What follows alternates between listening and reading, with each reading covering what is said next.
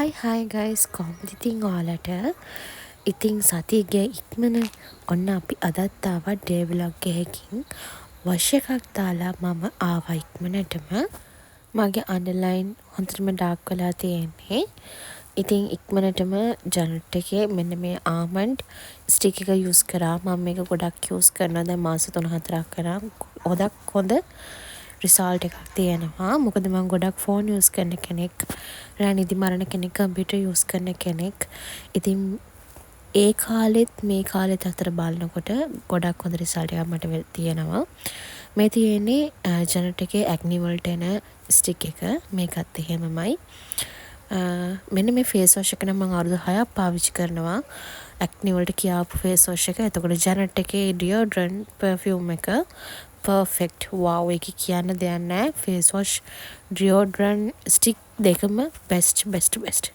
මේ අවුට්ෆිට් එක තමයි දාගත්තේ පොඩ්ඩක් ලේසි පහසු විදිහට දැන් යන් ටවුන් එකට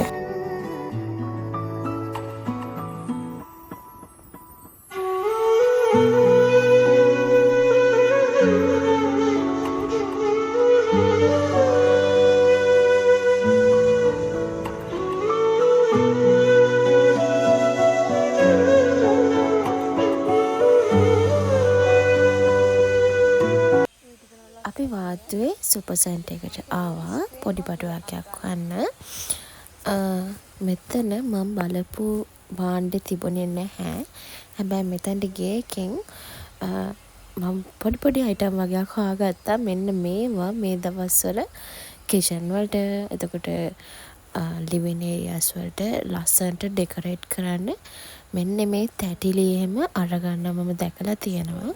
ඉතින් මෙතන ලොකු කලෙක්ෂන් එකක් තියෙනවා. සමහර ඒවා තාම දාන ගමන් තියෙන්නේ. ඒ වගේම ලොකු ඇලුමිනියම් කලෙක්ෂන් එකක් තියෙනවා. ඇලුමිනියම් බඩු කිචන් එකට ඕනි කරන. එතකොට ප්ලාස්ටික් බඩුත් එහෙම ලොකු කලෙක්ෂන් එකක් තියෙනවා. කලින් නම් මෙතන ගොඩාක් ලොකුවට බඩු තිබුණේ නැහැ. මෙතන රිපෙයාර් කරලා ටිකක් ලොකු කරන ගමන් ඉන්නේ. දැන් ටිකක් බඩු තියෙනවා. මැටි භාණ්ඩ තියෙන කලෙක්ෂන් එක. ඉතින් කොහොම හරි මම ගන්න ගිය බඩ මෙතන තිබුණේ නැහැ. තව වාද්දේ තියෙන සුපර් සෙන්ටර් එකකට ගියත් ඒකෙත් මං හොයන දේ මට හම්බුනේ නැහැ. හැබැයි නෝමල් ෂොප් එකකට ගිහිල්ලා බැලුවාම ඒක රුපියල් 50ට තිබුණා. ඊට පස්සේ අපි කෙලින්ම ආවේ වාද්දෝ ග්‍රීල්ස් එකට. හැබැයි මෙතනත් මම ගන්න ගිය දේ තිබුණේ නැහැ. එහෙමම අපි නල්ලරුවට ගියා. මොකද මෙතනින් කිව්වා නල්ලරුවේ ග්‍රීල්ස් එක බලන්න. එතන එක ඇති කියලා දැන් මේ අපි නල්ලරුවේ ග්‍රීල්ස් එකට ඇවිල්ලා ඉන්නේ. ඉතින් බලමු මෙතනවත් මම හොයන දේ මට හම්බ වෙයිද කියලා.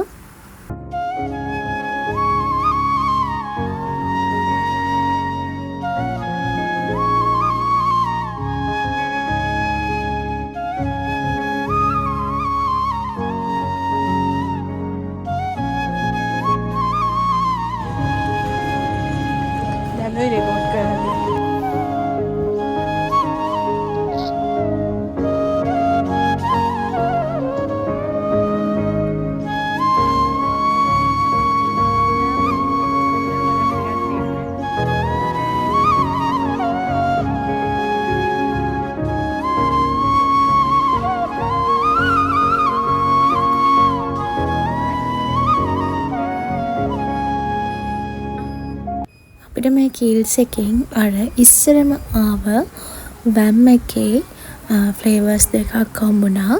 ඉතින් ඉස්සර තිබිච්ච රස දැනුත් තියෙනවද කියලා බලන්න අපි අඹ එකයි ස්ට්‍රෝබෙරි එකයි අරගත්තා.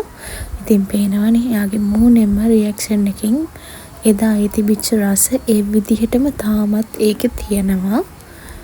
තව බඩු වගේකුත් අරගෙන එහෙමම අපේ අම්මලා ආවා මොකද ඊළඟට පොඩි වැඩක් කරන්න තියෙන නිසා.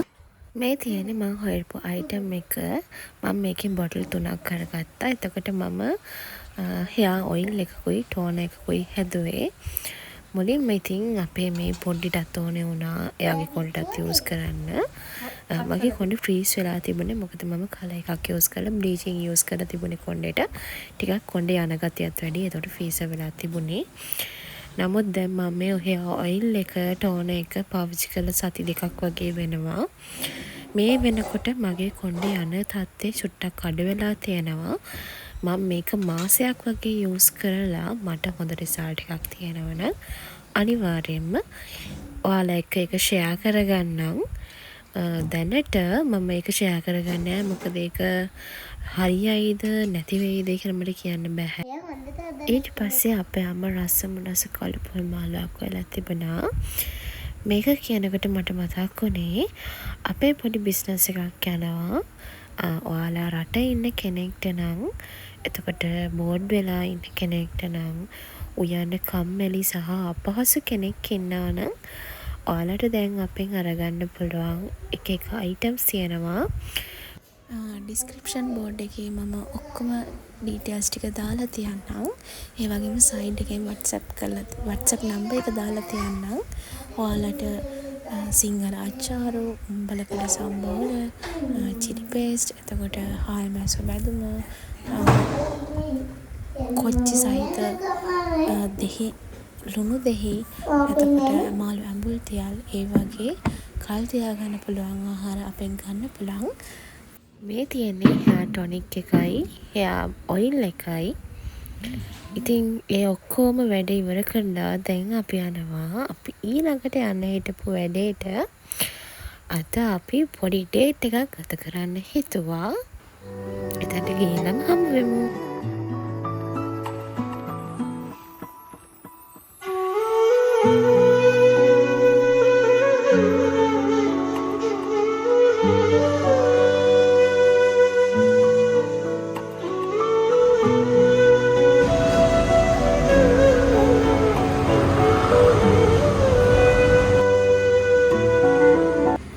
අද අපි ආවේ කළුතර ෆිල්ම් හෝල් එකට දේවි කුසුමාසන බලන්න.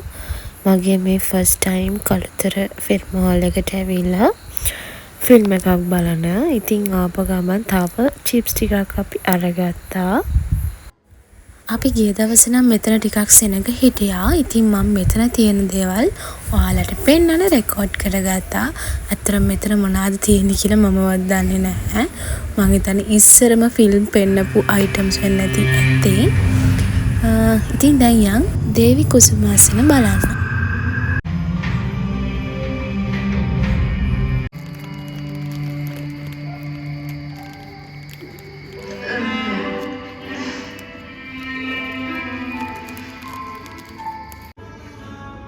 කටබොරු කිව්වත් ඔබේ ඇස් බොරු කියන්නේ.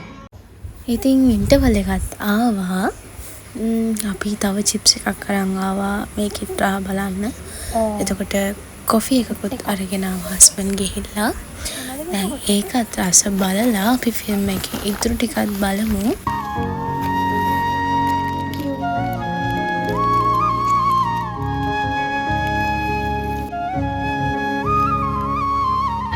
දැන් ෆිල්ම් එකේ රිවිව් එක දෙන්න. ඇත්තටම ගොඩාක් ආසාවෙන් ගියේ මේ ෆිල්ම් එක බලන්න. ඉතින් මගේ හොනස් රිවිව් එක මම දෙන්නම්. මම ඒ දෙන්න කලින් ඔයාලට ක්වෙස්චන් එකක් දැම්මා පෝස්ට් කරා. ඔයාලට ෆිල්ම් එක කොහොමද කියලා. ගොඩාක් දෙනෙක් හොඳයි කියලා තිබුණා. ඒතකොට අවුලක් නැහැ ෂේප් කියලා සාමාන්‍ය මට්ටමක් හිටියා. හොඳ නැහැ කියන්න පොඩි සීමිත ප්‍රමාණයක් හිටියේ. ඇත්තටම මේක හිතන් ඉඳලා ඒ ගියාට වැඩිය මට නම් සෙට් උනේ නැහැ. ටිකක් මට බෝරින් මේ කතාව. ලංකාවේ ඓතිහාසික දේවල් මෙතන පෙන්නවා මම නෑ කියන්නේ නැහැ. නමුත් හේමාල් වගේ දක්ෂ කෙනෙක් අරගෙන එයාගේ ගොඩක් සටන් ජවනිකා මිස් කරලා තිබුණා. ඉතින් ඒ වගේ කෙනෙක්ගෙන් ඊට වඩා දෙයක් මේ ෆිල්ම් එකට ගන්න තිබුණා කියලා මම හිතනවා. ඔයාලට මේ ෆිල්ම් එක බලුවා නම් කොහොමද හිතුවේ කියලා කමෙන්ට් එකක් දාගෙන යන්න. මම මගේ හොනස් රිවිව් එක තමයි ඔයාලා එක්ක ෂෙයා කරගත්තේ. ඉතින් මේ vlog එක මම මෙතනින් අවසන් කරනවා. ඊළඟට තව vlog එකකින් හමු වෙමු. ඒ වගේම මම හදපු ඔයිල් එක බෙස්ට් රිසල්ට් තිබුණත් මම ඔයාලත් එක්ක ඒකත් ෂෙයා කරගන්නම්. බයි බයි.